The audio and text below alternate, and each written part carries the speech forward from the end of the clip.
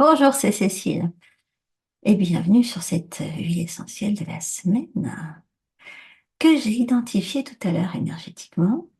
Et lorsque je l'ai identifiée, ça m'a fait immédiatement penser à mon papa, qui est comme sans doute beaucoup d'autres en ce moment, qui ont plus de 80 ans, qui s'approchent des 90.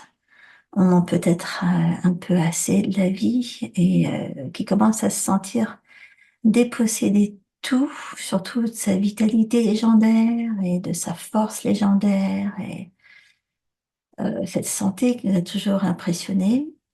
Et les médicaments sont là et ils ont leurs limites. Et l'huile de cette semaine, il se trouve que, évidemment, la plupart des médecins l'ignorent, la connaissent pas, ne veulent rien savoir parce qu'ils n'ont pas le temps de se mettre le nez dessus. Mais il se trouve que cette huile de la semaine, elle est anti-angiogénique, c'est-à-dire que elle freine la croissance, pardon, des nouvelles cellules sanguines.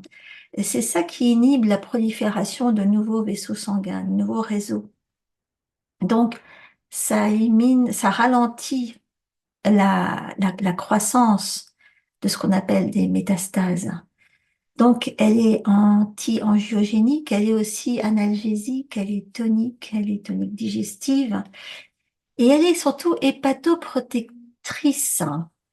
Et ça, c'est important. Et c'est pour ça que je la dédie à celles et ceux qui subissent une maladie dégénérative et qui peut-être sentent leur force s'échapper, leur échapper.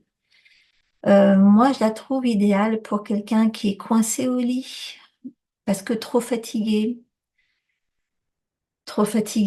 parce que mal dormi à cause des douleurs, mal reposé à cause des douleurs. Donc, c'est une huile qui soutient l'action des médicaments antidouleurs. Elle est aussi anti-inflammatoire. Elle allège les effets secondaires de beaucoup de médicaments puisqu'elle protège le foie. Et puis surtout, elle rend l'appétit. Elle réchauffe. Il y a beaucoup de cas où on a froid tout le temps. Elle rééquilibre le système digestif quand on a du mal à assimiler les aliments. C'est souvent le cas quand on prend trop de médicaments. On déséquilibre ce fameux couple un rat-estomac et on n'absorbe plus beaucoup. D'abord, on n'a pas beaucoup faim. Donc, le peu qu'on mange ne sert pas à grand-chose en plus. Et donc, en général, on a des nausées et souvent des diarrhées pour aller avec.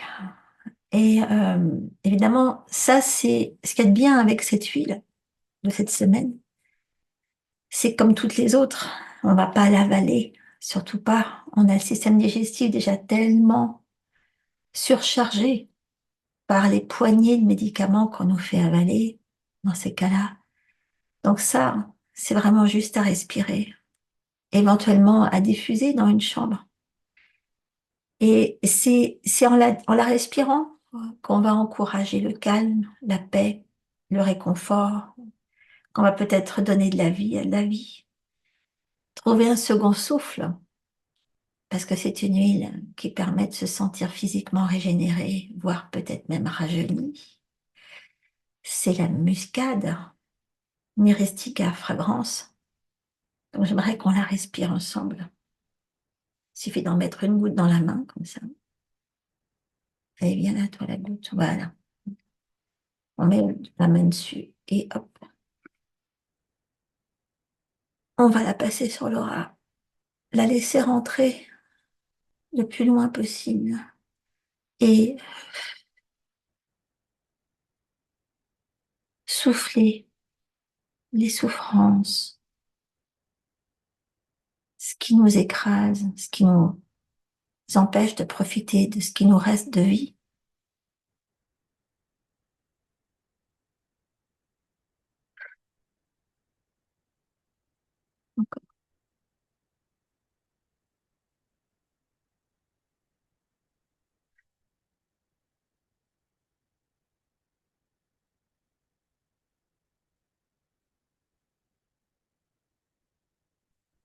à essayer, à faire essayer. C'est un cadeau de la faire essayer à ceux qui en ont besoin. OK? Alors, ne vous en privez pas.